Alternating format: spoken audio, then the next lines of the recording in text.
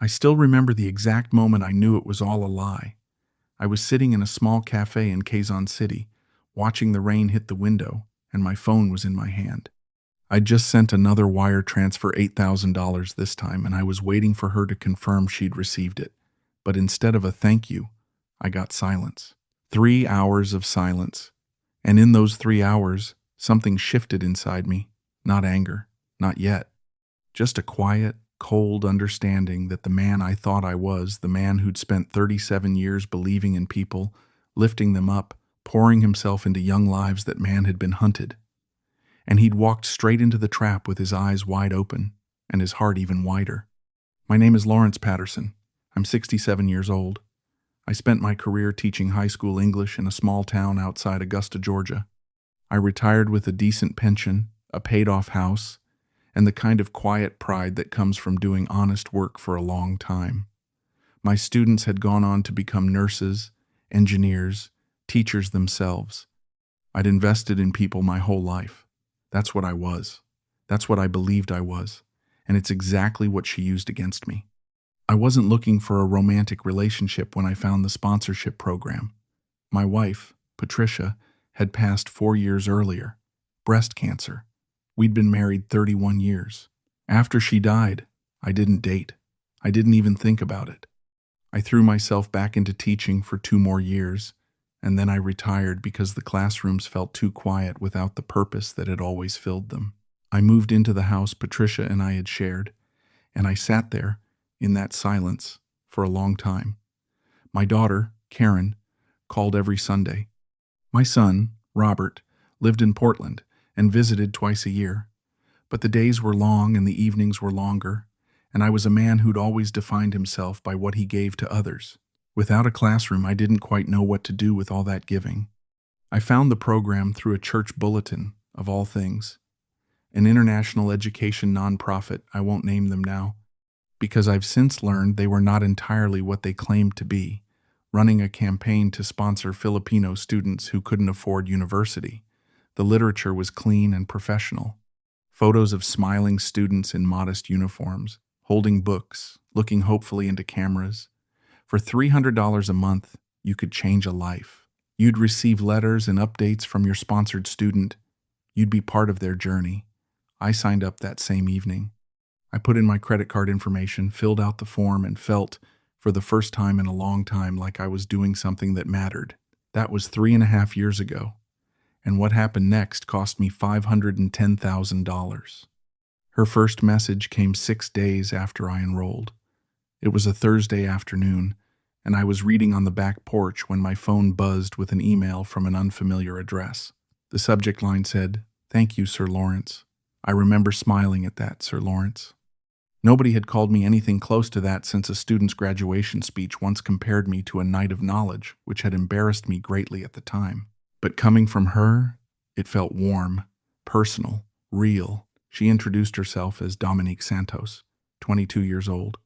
From a neighborhood in Quezon City, she described as poor but full of life. Her English was excellent, better than some of my former students, honestly, and her letter was thoughtful. She talked about her dream of becoming a social worker.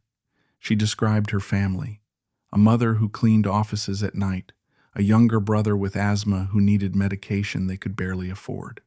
She said she'd been afraid to hope for a sponsor, and that when she found out I'd signed up, she'd cried in the bathroom so her mother wouldn't see.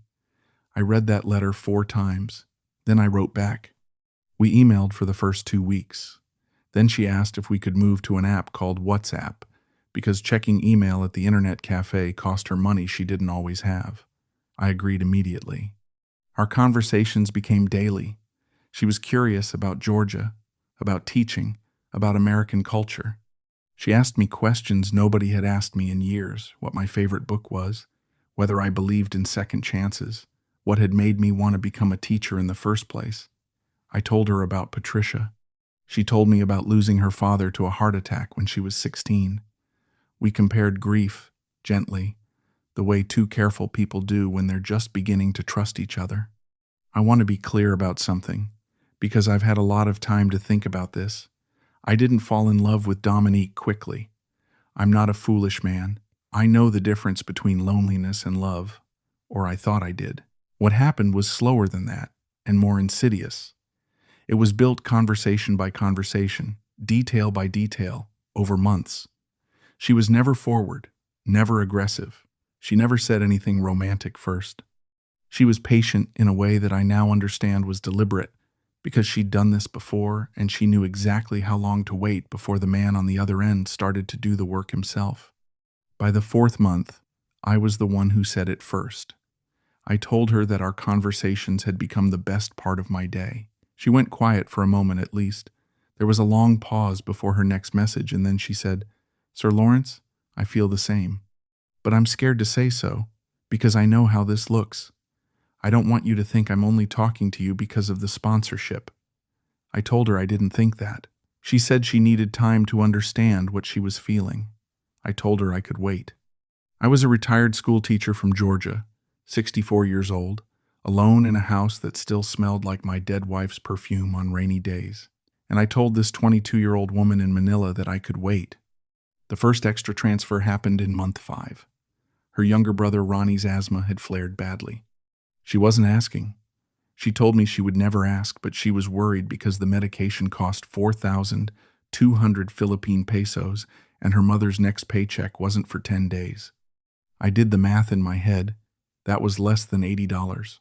I sent 200 because I was Lawrence Patterson, and I'd spent 37 years doing more than was required. She thanked me with a voice message. It was the first time I'd heard her voice, and it undid something in me. She sounded young and warm and genuinely grateful, and I listened to that voice message 6 times before I went to sleep that night. Over the following months, I gradually increased what I was sending. The monthly sponsorship of $300 became a floor, not a ceiling. There was always something. A school fee not covered by the program, textbooks that the university required but didn't provide, a friend of hers in a difficult situation, her mother's medical checkup. None of it was large, individually.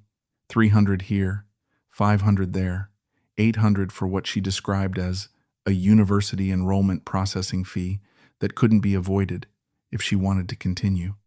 I never hesitated. I never asked for receipts. That is the part I find hardest to forgive in myself now, not the money, but the certainty I felt each time, the absolute conviction that I was doing the right thing for someone who deserved it. By month 8, we were speaking every day, long calls, sometimes 2 hours. She'd call me in the evenings, her time, which was morning for me, and I'd sit on the porch with my coffee and just talk to her. She had a gift for making me feel interesting. She asked me to tell her about my teaching years, about particular students I remembered, about the books I'd loved. She remembered details from things I'd said weeks before and brought them up naturally, and every time she did, it felt like being seen, like being known. I hadn't felt that way since Patricia was alive. I told Karen about her after about 10 months. Not everything. I framed it carefully. I was sponsoring a student. We'd become friends. It was fulfilling in a way retirement hadn't been. Karen was cautious. "Dad," she said, "be careful with these programs. Sometimes they're not legitimate." I told her I understood her concern. I told her I was being careful. What I didn't tell her was that I'd already sent over $22,000 by that point, far beyond the original sponsorship amount. I told myself I'd tell her the full picture eventually. I never did. Month 12 brought the first major crisis. Dominique called me one afternoon, crying the first time I'd heard her truly upset, and told me that her university had discovered a problem with her enrollment paperwork from 2 years earlier, before the sponsorship program existed. A records officer had informed her that unless a resolution fee of $4,500 was paid to the administrative office, her academic credits from those years would be voided, and she'd effectively have to restart her degree. She said she'd tried to fight it, had gone to a student advocacy office, but they'd told her the system was corrupt and this was simply how it worked. She said she completely understood if I couldn't help. She said she was thinking of dropping out. She said she was sorry. I sent the $4,500 within the hour. I want you to understand the state I was in by this point. I was not a naive man, but I was a trusting one, and those are not the same thing. I had built an entire internal narrative around Dominique and what we were to each other. In my mind, She was a real person I knew, not just someone I'd chatted with online. I knew her laugh. I knew how she described her neighborhood. I knew her mother's name was Cecilia, and her brother's name was Ronnie, and that she wanted to work with street children when she graduated. That world felt as real to me as my own house. And when you've built that world, when you've invested that much belief in it, the idea that it might be false becomes almost physically impossible to accept. It's not stupidity. It's the natural human resistance to grief. She graduated that crisis. She was effusive in her thanks. She sent me a photo, the first photo she'd sent me, where she was dressed nicely, in what appeared to be a university hallway. She looked exactly as I'd imagined her. Dark hair, bright eyes, a smile that seemed too open to be manufactured. I saved that photo. I looked at it more than I should admit. By the end of year one, I'd sent $78,000. I know that number sounds impossible. It didn't feel that way in real time, because it had arrived in small waves, each justified by a specific and emotionally compelling reason, and because my retirement savings were substantial enough that no single transfer had forced me to make a painful choice. Patricia and I had been careful people. We'd saved carefully for 40 years. I had enough, and I was giving it to someone I believed needed it and deserved it. That's the psychology that kept me from seeing clearly, not greed, not naivety, but the familiar comfort of generosity. I'd been a giving man my whole life. She'd simply found the precise frequency of that generosity and tuned into it perfectly. Year two is where the architecture of the relationship began to show its weight. The crises became bigger. The resolution fee had been a turning point. Once that level of transfer had been established, the requests scaled up. Her mother was diagnosed with something I'll call a chronic condition, though I now believe that diagnosis may have been fabricated. The treatment required $11,000 over 3 months. I sent it. A family relative who'd been a guarantor on their housing arrangement died unexpectedly, and the landlord was threatening eviction unless 3 months of back rent was paid immediately, $7,200. I sent it. Each time, Dominique prefaced the conversation with the same ritual. She didn't want to ask. She understood this wasn't my responsibility. She would find another way if she had to. And each time, I told her, that's not how we worked. I told her we were in this together. She would respond to that every time with a kind of quiet emotion that felt absolutely genuine, and that emotional response was the reward that kept the cycle running. I visited the Philippines for the first time in the 14th month of our relationship. I want to talk about that visit carefully, because it's where I should have seen everything and where I chose not to. The flight from Atlanta to Manila, with a connection in Tokyo, took 22 hours. I arrived exhausted and disoriented, and she was there at the arrivals terminal with a small handwritten sign that said, Sir Lawrence. She was wearing a simple blue dress. She looked exactly like her photo. She hugged me briefly, with what felt like real warmth, and said, I can't believe you actually came. And I thought, this is real. Whatever this is, it is absolutely real. We spent 8 days together. She'd arranged a small hotel near her neighborhood. I paid for it, of course, at her suggestion that it would be more comfortable than where she lived. I met her mother, Cecilia, a quiet woman who worked too hard and seemed genuinely tired in a way you can't fake easily. I met Ronnie, who was 16 and shy, and whose inhaler I noticed sitting on a table near the window. I saw the apartment they lived in. It was small and crowded and genuinely poor. That apartment did more to cement my belief in the legitimacy of their situation than anything Dominique had ever told me. You can fabricate a story, but you can't fabricate poverty that specific and detailed, or so I thought. What I didn't see, and what I understand now in retrospect, is the careful staging of that visit. I was shown exactly what I was meant to see. The neighborhood, the apartment, the tired mother, the sick brother, all of it real, but all of it framed and curated for my consumption. There were questions I didn't think to ask. Why did we always meet in public places rather than spending time in her home? Why did she deflect when I asked to meet some of her university friends? Why, when I mentioned stopping by her campus one afternoon, Did she have a sudden headache that made the visit impossible? I noticed these things vaguely, the way you notice a smell you can't quite identify. And then I chose to set them aside because the alternative explanation was one I wasn't ready to live inside. She kissed me on the sixth night. We were sitting in a small restaurant near the bay, and she reached across the table and put her hand over mine and looked at me in a way that I don't have adequate language to describe without sounding pathetic. She said, "I know this is complicated. I know people would say bad things about it, but I want you to know that what I feel for you isn't about the money. I want you to believe that even if you believe nothing else." And I told her I believed her. I kissed her back, and I flew home 8 days later feeling like a man who'd been given a second life. The second year of transfers was heavier. The crises had a rhythm by now. A seasonal quality there was always something in January and something in April and something in August. A bribery demand from a university official threatening to fail her unfairly. An emergency surgery for Cecilia. A fire in a neighboring unit that damaged their belongings and required replacement. Legal fees for a property dispute involving a deceased relative's land. Each one arrived with the same structure: reluctant disclosure, emotional distress, an offer to manage without my help, and then my insistence on providing it. By the end of year 2, the total had reached $298,000. I was drawing from savings I'd held since before Patricia died.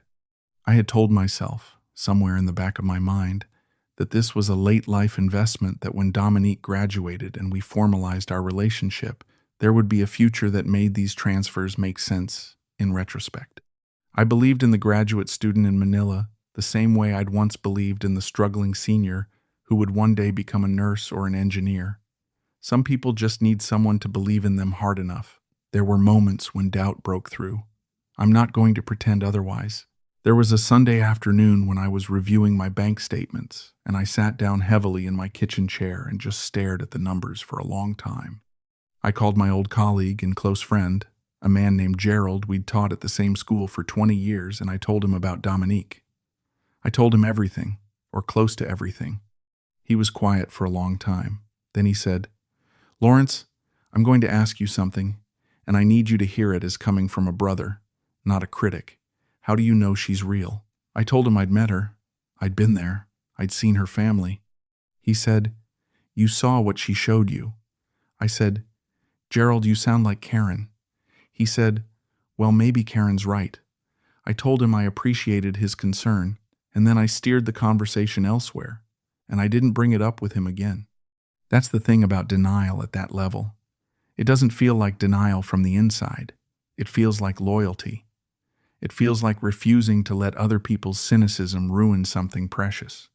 I'd built an internal story about myself as a man who saw the best in people, who trusted where others feared to trust, and who had been rewarded for that trust with something genuine and unexpected. To question Dominique was to question that story about myself. And at 65 years old, alone in Georgia with my savings and my memories and my long evenings, that story was the thing I was actually living for. The graduation crisis came in the 30th month. Dominique called me on a Wednesday evening, and she was controlled but clearly distressed, the kind of composed distress that I'd learned to recognize as her way of delivering very bad news.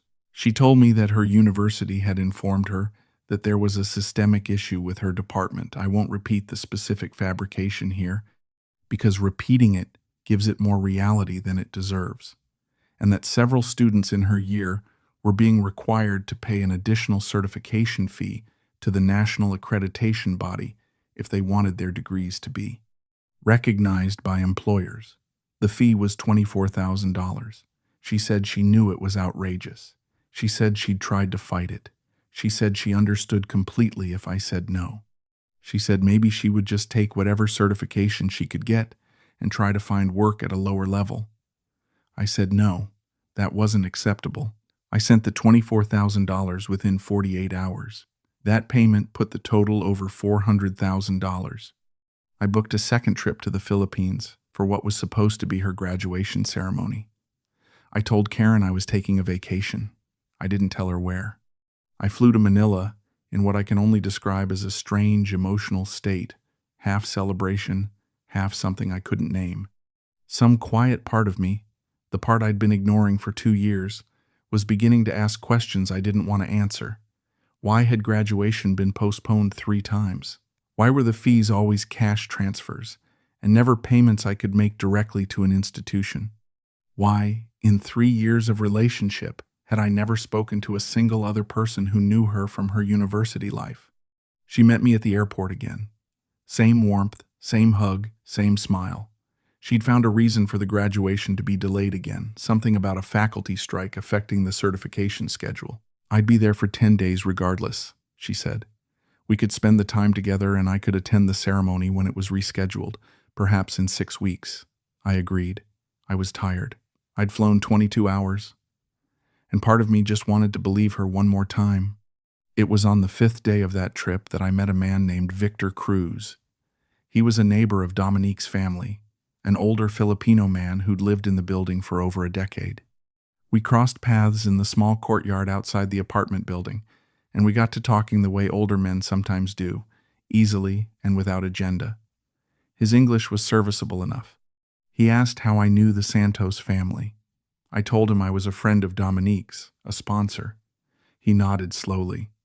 Something in his expression changed. He said, "She's a good girl, Dominique. Her mother, too."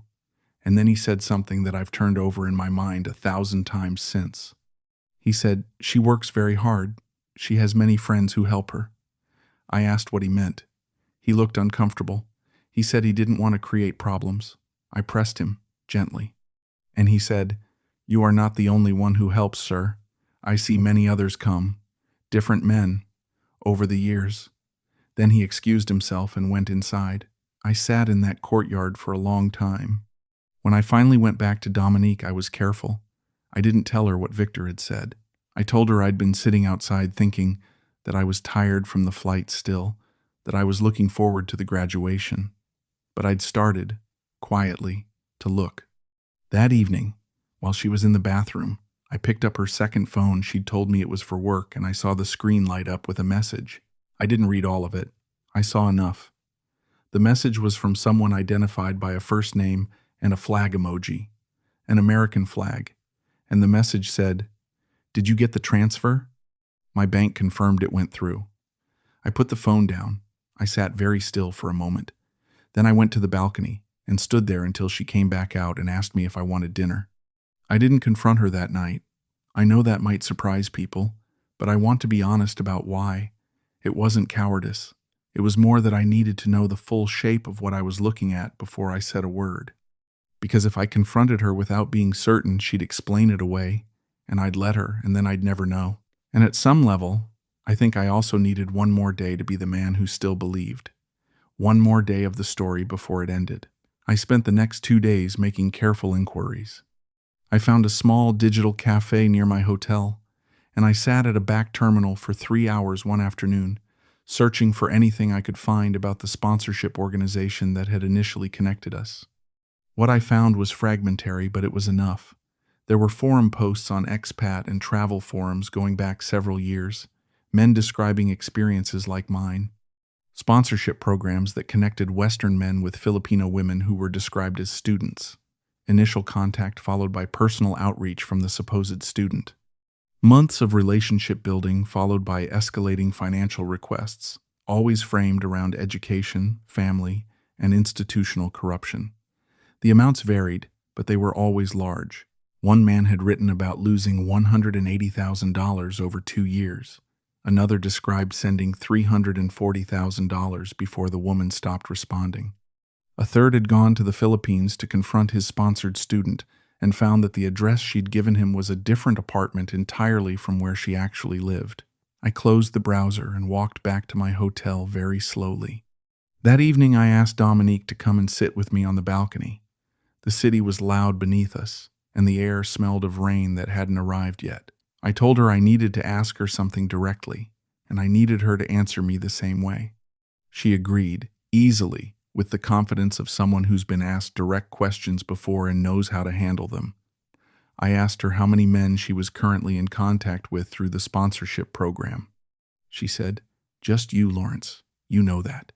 I asked her about the message I'd seen on her phone. There was a pause, brief, controlled. She said the second phone was for a part-time data entry job she hadn't told me about because she was embarrassed to be doing it alongside her studies. She said the transfer mentioned was her salary payment. She said the man's name was her supervisor. She said all of this evenly, looking me in the eye, without hesitating. And for a moment, for one terrible moment, I almost let it work. But I didn't. I told her I'd been doing research. I told her what I'd found on the forums. I told her what Victor had said.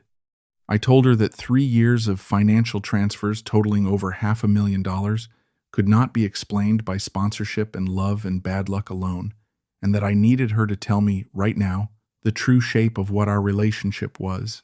The silence that followed was the longest I've ever sat inside. Longer than the silence after the doctor told me about Patricia.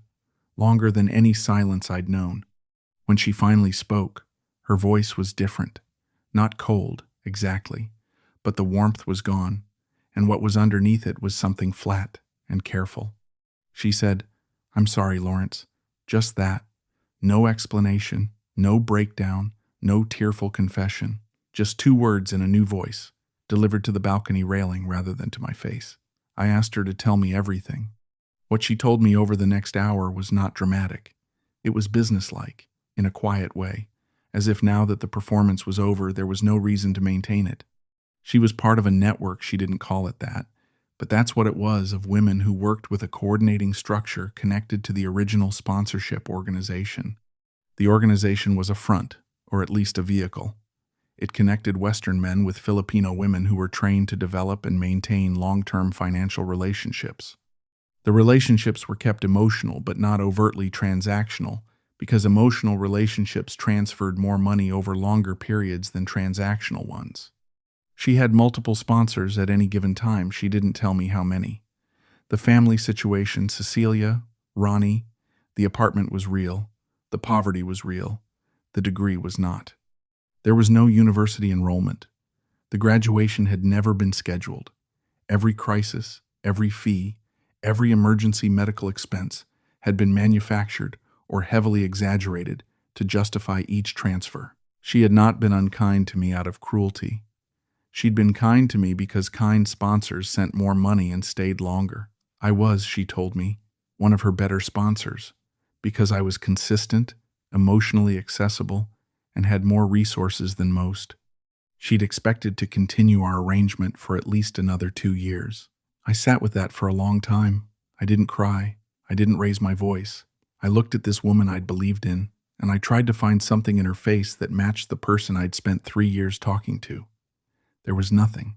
That woman, the one who'd asked me about my favorite books, who'd cried when she found out I was sponsoring her, who'd told me what she felt for me, wasn't about the money. That woman had never existed. She was a construction, assembled piece by piece from information I'd given about myself and deployed back at me with precision. I flew home 4 days later. I didn't see Dominique again. I didn't try to contact her after I left. There was nothing to say that would change anything, and the part of me that had wanted to believe in her was too exhausted to even attempt another conversation. The financial damage was $510,000. My savings, which Patricia and I had built over 40 years of careful, quiet living, were gone. Not all of them. I wasn't destitute. My house was paid for. My pension continued. I could live. But the retirement we'd planned for, the cushion that was supposed to carry me through my final decades with security and a little comfort, was gone. And that wasn't the worst of it. The worst of it was simpler than money. The worst of it was that for 3 years, I had believed I was still the man I'd always been, a man who gave honestly and was met with honesty in return, and I'd discovered that I was something else instead. I was a target who'd been well chosen and carefully managed, and every moment of meaning I'd felt in that relationship had been an instrument of that management. When I got home, I called Karen. I told her everything. She cried. She was angry not entirely at me, but the way you're angry when someone you love has been hurt and you want there to be someone to blame. I told her she'd been right to be cautious. She said that didn't make her feel better. I told her I understood. We talked for 2 hours that day, and then we talked again the next day, and then we started talking regularly in a way we hadn't since before Patricia died. That's not a silver lining. I want to be careful not to wrap this in something tidy, but it's a truth. The loss broke something open between us that needed opening, I also told Gerald. He listened without saying, "I told you so," which is the mark of a genuinely decent man. He came down from Augusta and spent a weekend with me about 3 weeks after I got back, and we sat on the porch and talked and didn't talk, and he was simply there in the way that old friends are. That mattered to me more than I can easily express. I looked into legal options. An attorney told me that recovery was almost impossible. International fraud cases of this nature were extraordinarily difficult to prosecute, particularly when the payments had been voluntary and the relationship consensual. The organization that had hosted the sponsorship program had already been dissolved or restructured under a new name by the time I began asking questions. There was no practical recourse. The money was gone, and the person who'd taken it was across an ocean, and the system that had produced her was larger and more embedded than any action I could take against it. I've thought a lot about what I actually lost, beyond the money. I lost 3 years of the belief that I was still the man who could tell the difference between authentic and performance. I lost the particular comfort of feeling known by another person, because even though it was manufactured, I had felt known during those years. The sensation was real, even if the knowing was false. And when that was taken away, the loneliness it left behind was worse than the loneliness before Dominique, because now I knew exactly the shape of what was missing. I also lost some of my faith in the thing that had defined my entire professional life. I'd believed in education as a ladder, as the thing that pulled people out of poverty and into dignity. Dominique had used the language and imagery of that belief to operate against me. She'd known exactly how to construct a student in need, because she'd understood that men like me, men who'd spent decades investing in students, were most vulnerable to that particular form of appeal. My professional identity had been the weapon. That's a hard thing to sit with. But I want to be honest about something else too. I'm not entirely a victim of external forces. I made choices. At every decision point, when Gerald warned me, when Karen was cautious, when Victor said what he said in the courtyard, when I saw that message on her phone, there was a moment where I could have stopped. I chose not to. Not because I was stupid, but because I wanted to believe. I needed to believe. And the need was real, even if what I was believing in was not. I was lonely, in a way that retirement and grief had made almost structural, a loneliness that went bone deep, and she was the only thing that had made that loneliness quiet in 4 years. That need made me willing to accept answers that should have been insufficient. That's not an excuse. It's just the truth. There's a version of this story where I end by telling you I'm healed, that the loss strengthened me, that I've found peace. I don't think that would be honest. I'm 67 years old and I'm living in a house that's too big for one person, with a pension that's adequate but not generous, and savings that were halved by my own willingness to believe in someone who was professionally constructed to be believable. I'm not healed. I'm functional. I get up in the mornings. I talk to Karen on Sundays. I have dinner with Gerald twice a month. I read. I walk in the evenings. I live the modest, careful life of an older man who has learned, too late and at extraordinary cost, the difference between giving from abundance and giving from need. If there's a thing I want other men to hear, men like me, retired and alone and suddenly feeling the particular pull of a relationship that seems to offer meaning without the complications of shared history or proximity, it's this. The feeling of being needed is not the same as being loved, and the feeling of being known is not the same as being understood. Someone can study you long enough to reflect your best self back at you, and that reflection will feel like intimacy, and you will mistake it for the real thing, not because you're foolish, because you're human. But the price of that mistake, if the wrong person engineers it deliberately, can be very high. I'm not angry at Dominique anymore. I know that might sound strange, but I've thought about her enough to understand that she was operating inside a system that preceded her, shaped by circumstances I can only partly imagine, poverty that was genuine, options that were limited, a network that had normalized the work she was doing into something that probably felt, from inside it, like simple economics rather than cruelty. That doesn't make what she did acceptable. But it moves her out of the category of monster and into the category of person who made a series of choices I find morally indefensible but humanly explicable. The anger I have, the real sustained anger, is directed at the structure. The organization, the network, the invisible coordination that turned lonely Western men into revenue sources and called it romance. And some of the anger, honestly, is directed inward. At the 64-year-old man who sat on a porch in Georgia and heard his daughter's caution and his old friend's concern and kept sending money anyway. That man had access to the truth far earlier than he let himself reach it. And every dollar after the first warning was, in some sense, a choice. I'm still that man. I'm still the man who taught 37 years because I believed in what education could do. I'm still the man who signed up for a sponsorship program because I wanted to do something that mattered. I'm still the man who, when given the chance to give, gives too much. I don't think I'll ever not be that man, but I know now that generosity without discernment isn't virtue, it's vulnerability. And there are people in this world who are very, very good at finding it. The rain cleared eventually. That afternoon in the cafe in Quezon City. I remember looking up from my phone and watching the street outside get bright again, the way it does in tropical cities after a hard rain, everything washed and vivid and new-looking. And I thought about Patricia. I thought about all the years we'd been careful together, careful with money, careful with trust, careful in the way that people are when they know that what they have is valuable and worth protecting. I'd kept all of that carefully for 31 years with her, and then, in 3 years without her, I'd let someone dismantle it from half a world away, one transfer at a time. I'd been so sure I still knew who I was, so sure that knowing myself meant knowing the world clearly. I was wrong about that. And sitting there in that cafe, watching the street dry in the Manila afternoon, I finally let myself know I was wrong. I don't know if that counts as closure, but it's what I have. And at 67, learning to live with what you have rather than what you needed it to be, I think that might be the most honest education I ever received.